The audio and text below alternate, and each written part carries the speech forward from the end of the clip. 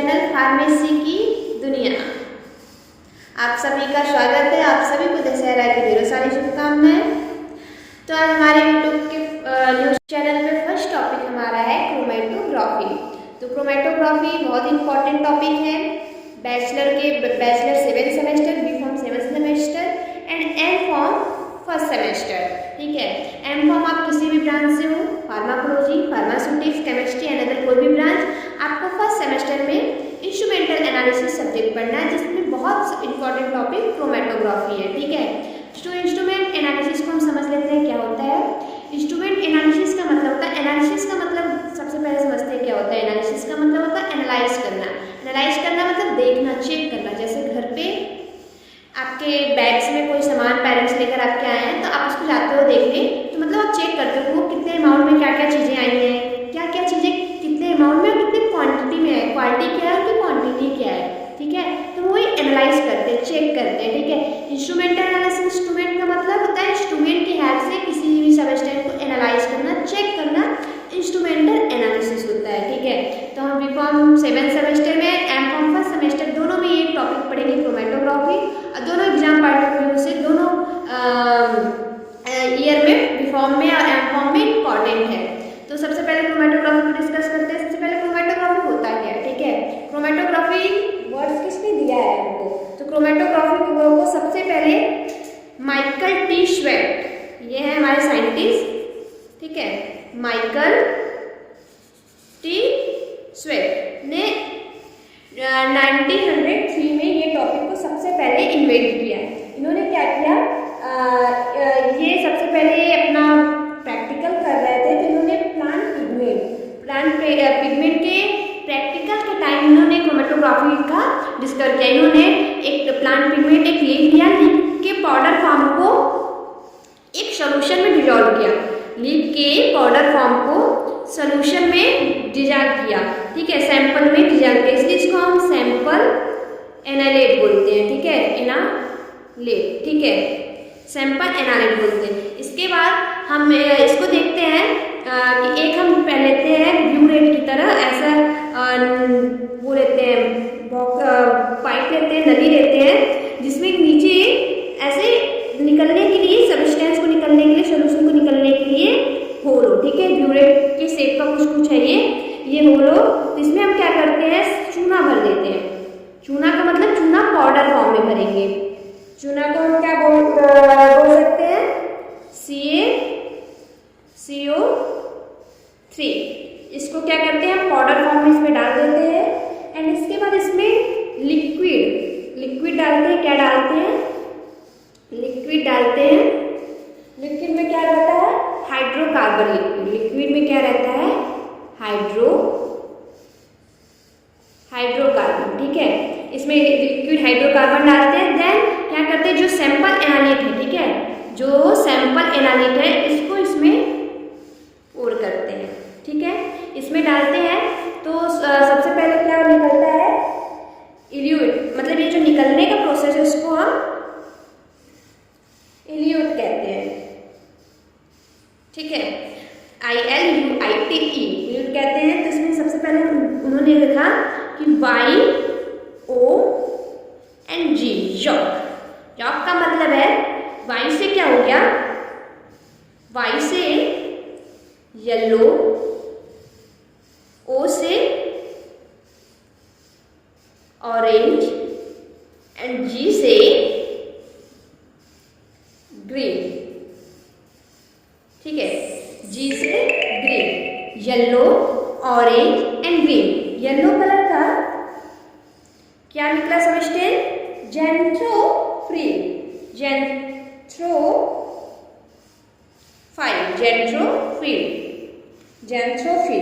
और ओक से क्या हुआ, कैरोटीनोसॉइड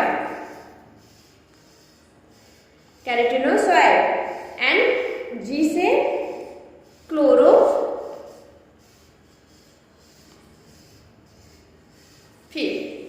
अभी जैसे सबसे पहले जो हमने प्लांट का पिगमेंट लिया था, प्लांट लिया था, लीफ लिया था, तो इसको जब हम पाउडर फॉर्म में करेंगे तो वो तो ग्रीन कलर का ही रहेगा। तो ये ग्रीन कलर का ही पाउडर, अगर किसी भी पत्ती को अगर पाउडर फॉर्म बनाएंगे तो ग्रीन ग्रीन कलर है, ऐसे कलर एक ही कलर में दिखेगा आपको, कोई भी एक कलर दिखेगा।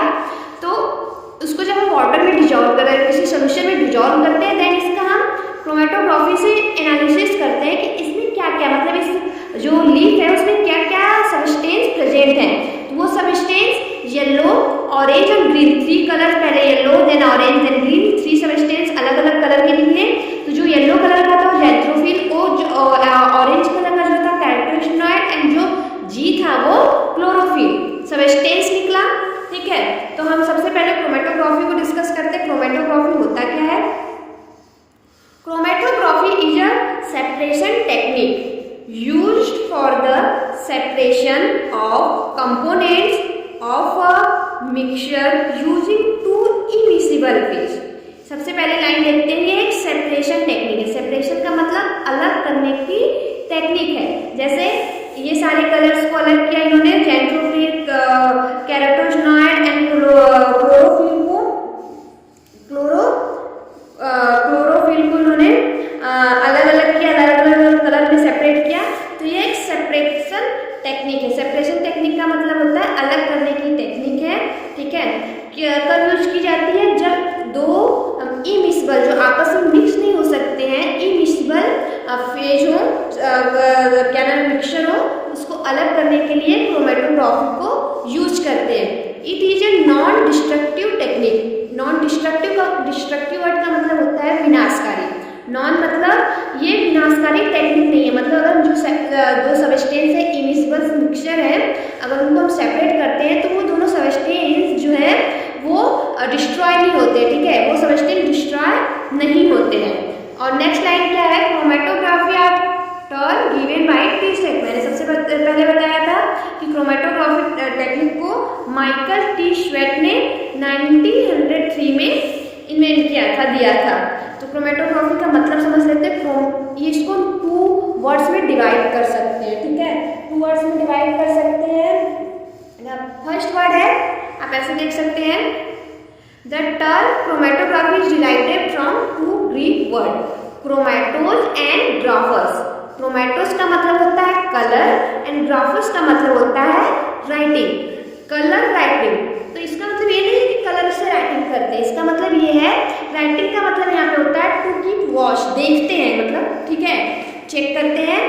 कलर का मतलब जैसे अगर हम इसको सेपरेट कर रहे हैं तो ये अलग अलग कलर में सेपरेट हो रहा है, कलर से हम पहचानेंगे कि दूसरा चीज है, दूसरे सबस्टेंस है, दूसरे सबस्टेंस है, केमिकल्स है, येलो ऑरेंज ग्रीन, इसलिए इसको क्रोमो मतलब कलर एंड राइटिंग मतलब अलगाव, सेपरेशन देखने को कहते हैं। ठीक है, तो इसके बाद अब सबको समझ में आ गया होगा इंट्रोडक्शन पार्ट, क्रोमेटोग्राफी क्या होता है। अब हम इसको देखते हैं। क्रोमेटोग्राफी के 2 फेज होते हैं। क्रोमेटोग्राफी के 2 फेज होते हैं। फर्स्ट फेज क्या होता है? Mobile phase. सेकेंड फेज क्या होता है? Stationary phase. Mobile phase and stationary phase होते हैं क्रोमेटोग्राफी में। मोबाइल फेज है, स्टेशनरी फेज। ठीक है, मोबाइल फेज क्या होता है?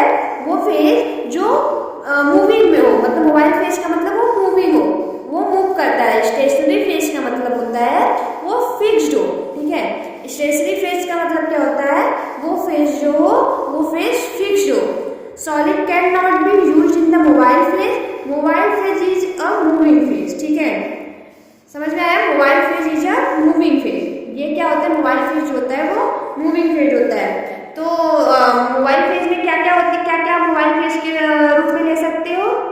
सबसे पहले ले सकते हो आप लिक्विड देन गैस। ठीक है, तो आप लिक्विड एंड गैस को मोबाइल फेज के रूप में यूज कर सकते हो। ठीक है, बट सॉलिड को नहीं यूज कर सकते हो। Solid can not be used in the mobile phase. ठीक है, आप ये इंपॉर्टेंट है, solid can not be used in the mobile phase. Is very important, ये आपको याद रखना कि सॉलिड को मोबाइल फेज के रूप में यूज नहीं कर सकते हैं। तो लिक्विड क्या होता है? Is a liquid called as a liquid chromatography. अगर मोबाइल फेज लिक्विड है तो हम उसको लिक्विड क्रोमेटोग्राफी, अगर गैस है तो गैस क्रोमेटोग्राफी कहेंगे। देन स्टेशनरी फेज आ गया। स्टेशनरी फेज सॉलिड और लिक्विड होता है। Gas can not be used in the stationary phase.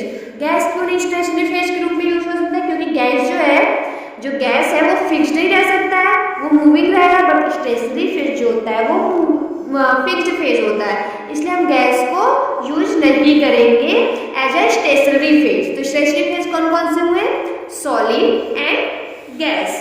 हम इसको देख लेते हैं stationary phase and mobile phase ना, को सब एक साथ देख लेते हैं। अगर हमारा स्टेशनरी फेज, ये स्टेशनरी फेज है सॉलिड एंड लिक्विड, गैस को स्टेशनरी फेज में नहीं यूज करते हैं। मोबाइल फेज क्या है, लिक्विड एंड गैस, और सॉलिड को हम as a mobile phase use नहीं करते हैं। तो अगर स्टेशनरी फेज टू फेज रहेगा, कोई भी क्रोमेटोग्राफी में टू फेज रहता है, एक स्टेशनरी एक मोबाइल, ठीक है। तो अगर स्टेशनरी फेज सॉलिड रहा और मोबाइल फेज लिक्विड रहा तो उसको क्या बोलेंगे, उस क्रोमेटोग्राफी टेक्निक को लिक्विड सॉलिड क्रोमेटोग्राफी, ठीक है। अगर स्टेशनरी फेज लिक्विड है और मोबाइल फेज भी लिक्विड है तो उसको क्या बोलेंगे, लिक्विड लिक्विड क्रोमेटोग्राफी, LLC का मतलब लिक्विड लिक्विड क्रोमेटोग्राफी। देन इसका नेक्स्ट है, अगर स्टेशनरी फेज सॉलिड है, फर्दर स्टेशनरी फेज सॉलिड है, ठीक है, और मोबाइल फेज गैस है तो उसको क्या बोलेंगे, गैस सॉलिड क्रोमेटोग्राफी। अगर स्टेशनरी फेज लिक्विड है और मोबाइल फेज गैस है तो उसको बोलेंगे गैस लिक्विड क्रोमेटोग्राफी। क्या इसमें ध्यान देने वाली क्या बात है, first name always indicate mobile phase. जो हमारा फर्स्ट नेम है वो हमेशा जो है वो टेक्निक का जो टेक्निक कहलाएगा वो मोबाइल फेज से होगा। अगर लिक्विड मोबाइल फेज है तो टेक्निक का भी नाम लिक्विड से स्टार्ट होगा। अगर गैस मोबाइल फेज है तो टेक्निक का नाम गैस से स्टार्ट होगा, gas solid chromatography and gas liquid chromatography. Mobile phase में क्या क्या चीजें होती हैं, n-butanol, acetic acid and water किस रेशियो में होता है, 4:1:5, ठीक है। इतना आप सब लोग को समझ में आ गया। देन हम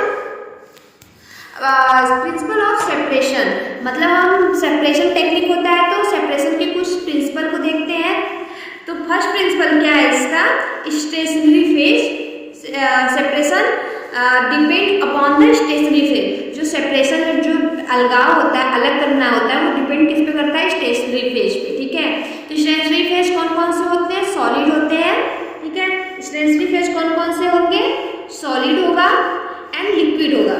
गैस स्टेशनरी फेज नहीं होता है, क्यों नहीं होता है, क्योंकि गैस जो होता है वो मूवमेंट रहता है, कहीं फिक्स्ड नहीं रह सकता है, और स्टेशनरी फेज हमारा जो होता है वो फिक्स्ड रहता है। तो सॉलिड में क्या होता है, जब सॉलिड रहेगा, स्टेशनरी फेज जब सॉलिड रहेगा तो उसको कहेंगे एब्जॉर्प्शन सरफेस फिनोमिना, ठीक है। एब्जॉर्प्शन सरफेस फिनोमिना, वो प्रिंसिपल क्या होगा, एब्जॉर्प्शन होगा, और उस प्रिंसिपल को बोलेंगे एब्जॉर्प्शन सरफेस फिनोमिना। अगर स्टेशनरी फेज लिक्विड है, ठीक है, तो उसको क्या बोलेंगे, पार्टीशन सरफेस फिनोमिना। तो हमारे दो प्रिंसिपल क्या क्या है, एब्जॉर्प्शन है, पार्टीशन, ठीक है। ये याद कर लीजिएगा, दो प्रिंसिपल है सेपरेशन की, एब्जॉर्प्शन है, पार्टीशन। फिर हम आते हैं नेक्स्ट टॉपिक पे, क्या है हमारा, classification depend upon the polarity of the stationary phase and mobile phase. मतलब क्रोमेटोग्राफी को क्लासिफाइड किया जा सकता है उसकी पोलैरिटी के बेस पे टू टाइप्स में, नॉर्मल फेज क्रोमेटोग्राफी, ठीक है। क्या है पहला, नॉर्मल फेज क्रोमेटोग्राफी। इसमें क्या होता है, स्टेशनरी फेज जो होता है वो पोलर होता है एंड मोबाइल फेज जो होता है वो नॉन पोलर होता है। या इसको आप ऐसे ही बोल सकते हो, stationary phase is a more polar than mobile phase, ठीक है। रिवर्सिबल फेज जो होता है, रिवर्सिबल फेज क्रोमेटोग्राफी, उसमें क्या होता है, mobile phase more polar than यहाँ पे द नहीं रहेगा, देन रहेगा, देन स्टेशनरी फेज, ठीक है। स्टेशनरी फेज इसको ऐसे भी बोल सकते हैं कि जो हमारा मोबाइल फेज है वो क्या है, पोलर है, एंड स्टेशनरी फेज जो है वो नॉन पोलर है, ठीक है। ये जो है वो फार्मास्यूटिकली मोर यूजेबल होता है, ठीक है। कुछ स्टेशनरी फेज के नाम आप लोग याद कर सकते हैं, सिलिका एंड एल्यूमिना, ये पोलर हो गए। मोबाइल फेज क्या है, ऑर्गेनिक सॉल्वेंट, जैसे नॉन पोलर। तो हम फिर से देखते हैं main mechanism of separation. Separation के टू मैकेनिज्म मैंने बताए थे, एब्जॉर्प्शन, ठीक है, absorption and partition, absorption and partition. Absorption क्या है, जब सॉलिड फेज हमारा सॉलिड, एब्जॉर्प्शन में क्या होता है, स्टेशनरी फेज सॉलिड रहेगा एंड पार्टीशन लिक्विड रहेगा। मोबाइल फेज तब क्या रहेगा, सॉलिड में जब लिक्विड और गैस, यहाँ पे लिक्विड एंड गैस। मोबाइल बताया था जब स्टेशनरी फेज सॉलिड रहेगा तो हमारा सेपरेशन मैकेनिज्म प्रिंसिपल जो है एब्जॉर्प्शन रहेगा। अगर जब हमारा स्टेशनरी फेज लिक्विड रहेगा तो हमारा जो प्रिंसिपल रहेगा वो पार्टीशन रहेगा। मोबाइल फेज टू होते हैं liquid and gas, solid mobile phase नहीं होता है, आप लोग को मैंने सबसे पहले बताया था। ठीक है, इसके बाद आप क्रोमेटोग्राफी के इंट्रोडक्शन एक डिफिनेशन देख लेते हैं। आप लोगों ने अभी तक तो समझ लिया होगा। Chromatography is the essential group of technique for the separation of the compound of mixture by their distribution between two phase. One of is stationary while other is moving past the other. ठीक है, इतना आप लोग ने समझ लिया। इसके बाद हम क्रोमेटोग्राफी के बारे में फर्दर डिस्कस करेंगे अपनी नेक्स्ट वीडियो में। आप सभी को अगर ये वीडियो अच्छी लगी हो, अगर आप लोगों को समझ में आया हो तो चैनल को सब्सक्राइब करें, शेयर करें और लाइक करें। ठीक है, और keep be support. Thank you so much.